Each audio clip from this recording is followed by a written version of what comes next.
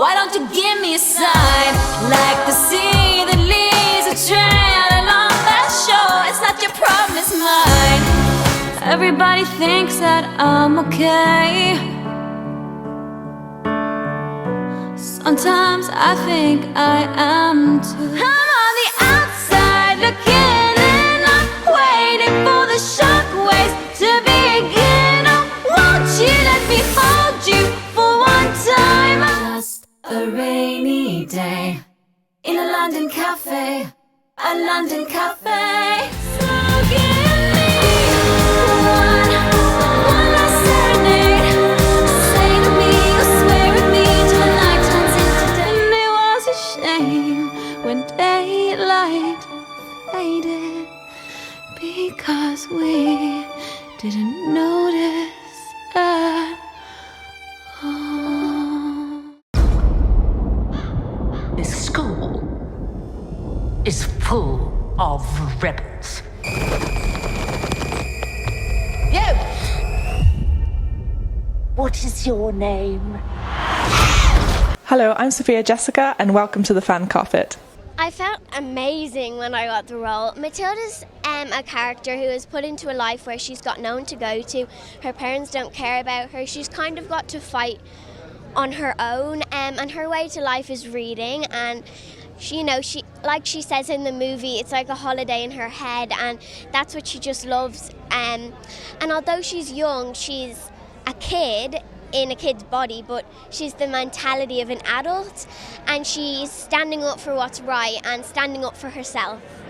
I was bullied in school because I was from another place, and I didn't like to go out in the playground because you always got into trouble with the other kids. So there was a teacher, Mrs. Trunchbull, she was from Thailand, and she let me stay in and read books. And that really mattered to me because I could have a great time but not be out getting bullied in the playground. So I loved that, and she had a real capacity to connect with me, and she made me feel like my interests were important. And it's easy to ignore children. I really liked her. Yeah, you'd want to talk to Matthew a bit more about that than I, because that was his search really, But from what I understand, it was very far, and they looked a long way, to find Matilda, and Alisha's just amazing in it, It was a massive search to find Matilda. There was the casting team went off around the UK, saw thousands of kids. We had thousands of self-tapes as well. I saw lots of really, really talented young people. It's amazing how many gifted kids there are out there. But I knew exactly what I was looking for, and it was only when, right near the end of the process, when Alisha Weir's self-tape came in, and I saw that she had the whole package really. She's a great singer, she looks like Matilda, she's got a very thoughtful face, and I did some work sessions with her, and I knew that she was it. Because it was my first ever big film, to be working with all these amazing cast was absolutely incredible. I couldn't believe it. It was just amazing. And I was really looking up to them and trying to learn off them, and they were all so incredible. And even some of the parts that weren't so nice to Matilda, they weren't like that in real life at all. They were two completely different people. I've been casting Matildas for a long time. We've cast hundreds of Matildas on the stage show. So it was a strange thing to look for just one, because they usually share the role on stage, 4 Matildas every 6 months. And this was just one person. But I knew what I was looking for because I've been through the process before. And it's an interesting thing. Some things are hard to put into words. But she needed to be tiny. She needed to be able to sing. She needs a very thoughtful, kind of adult face and a maturity. And to make a film, to lead a film, and to be the type of character, you need someone who's actually courageous in real life and strong and stable and has a quiet sort of intensity about her. So I saw some brilliant young people in the auditions. Thousands of kids auditioned for it. But as soon as I saw Alisha's tape, I thought she has everything. And the more I worked with her, the more I realised she was exactly right, and really extraordinary, unusual set of gifts. First time I saw her, she wasn't in her costume and she didn't have all her prosthetics on. But then when I did see her in all her prosthetics, it was scary, but deep down I knew that through all those prosthetics and the costume, it was Emma down there. So Mrs. Phelps is the librarian that has a mobile library that Matilda visits because, as we know, her parents they're not big book people. And she meets her there. She's the adult in the movie that Matilda connects with without any baggage. I mean, I'm not saying Mrs. Phelps doesn't have baggage. She's got great baggage, but with the kids, she has no baggage. So she's a very important adult in Matilda's life. And I think Matilda talks about her experience of her life through the stories she tells Mrs. Phelps. Yeah, she's great. I mean, you know, she's... Matthew expresses this better than I do, but, you know, what is amazing about her is she's a serious actor and she's an incredible comic actor as well. And you can combine those two in the same person in the Trunchbull, you know, and, you know, she's unrecognisable on screen, but not just in, you know, the prosthetics and the things that we've had to do to sort of create a larger-than-life character, but also just in her performance, like, she's incredible, and what's in now, I find it difficult to imagine someone, you know, when I think of the Trunchbull, I think of her, and I've known a lot of Trunchbulls. Well, there is a lot of intensity in the story, and one of the things that's important is that you have to find somebody for Trunchbull. You need a villain that's worthy of Matilda. In other words, Matilda's enemy in the story has to be powerful and convincing and substantial.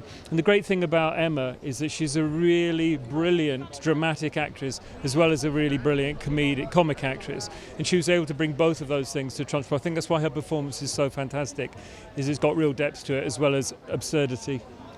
I think Emma's great because she has such great empathy with children and she sees children. And I think she also embodied the grief and the hurt and the pain that Trunchbull had in her. So she really humanized her. And I think that was very special. It's a very popular story, and I think the main reason for that is for me, it's the name Matilda actually means mighty in battle, and she's a very, very inspiring character. She's tiny, she's seemingly, you know, unheroic, but yet she's able to stand up for all of these important things and win against the odds. So I think it's a story of courage, and I think people really relate to that. And I think turning it in from a stage show, which is what we've done, we've turned the stage show into a film here now, has been a great journey for me, because really it's been a flight of imagination. We've been able to take the existing songs and the existing scenes, a lot of them, and just expand them out, increase the scale and the scope of the story.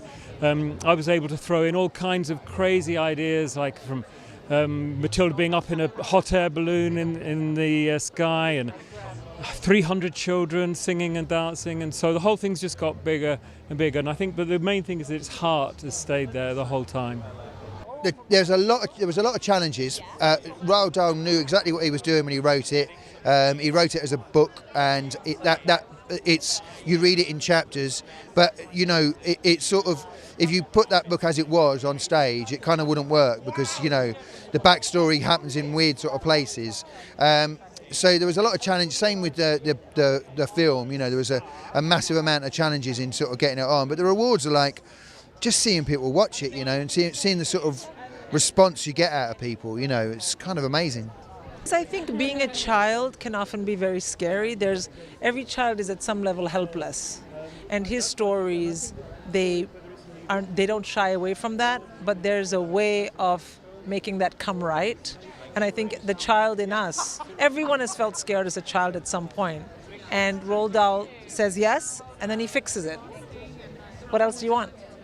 Yeah, the darkness thing is difficult. I remember Matthew saying to me once, it was really sort of stuck with me, but he said that if grown-ups cry in a theatre, that's a good thing.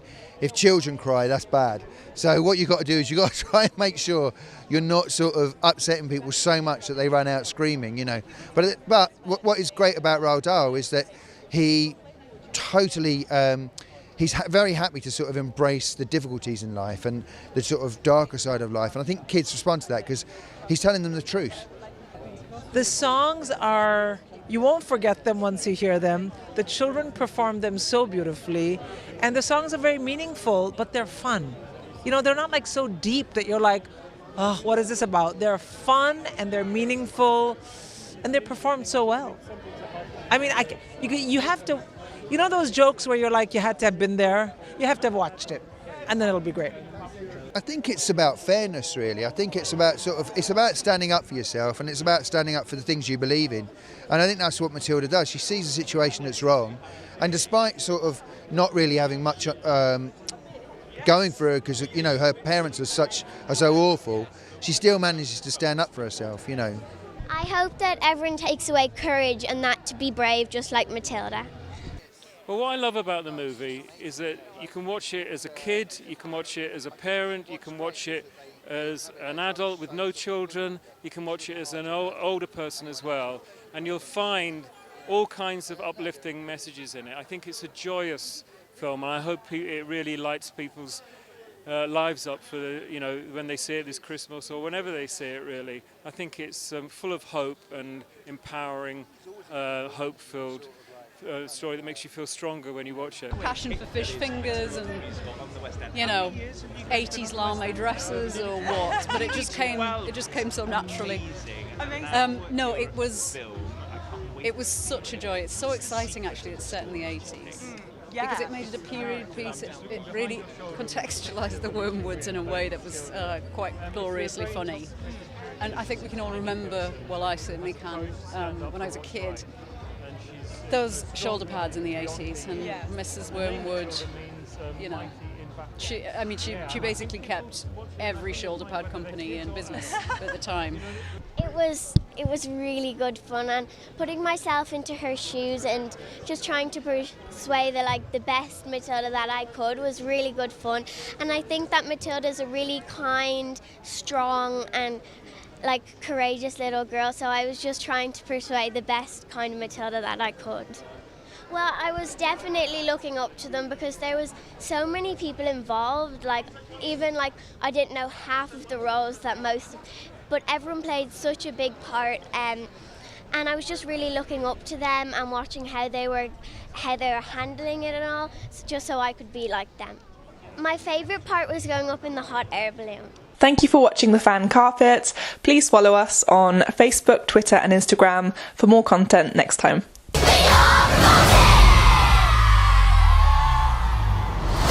Matilda Wormwood. Criminals like you need a real lesson.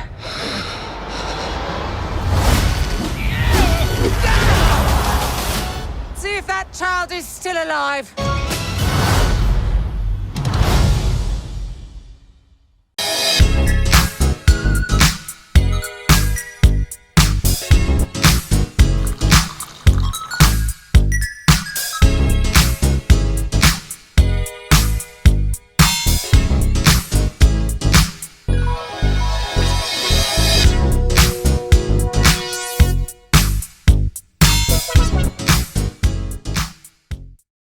I'm here on the largest of the Balearic Islands, Mallorca. With the turquoise waters of the Mediterranean Sea, beautiful mountainous landscape, the thriving city of Palma, quaint little market towns, a growing number of luxury hotels, it's no surprise that the likes of Audrey Hepburn and Elizabeth Taylor like to holiday here. So come and join me as I take you round Mallorca.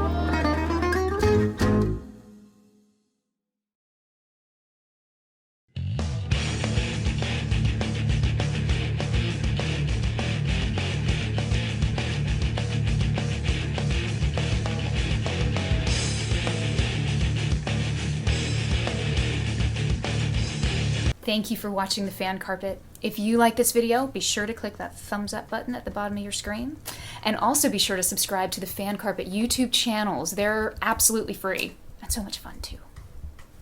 Be sure to check out the official website, thefancarpet.com. Also, you can follow us on Facebook, Twitter, and Instagram to stay up to date with reviews, competitions, the latest news, and so much more.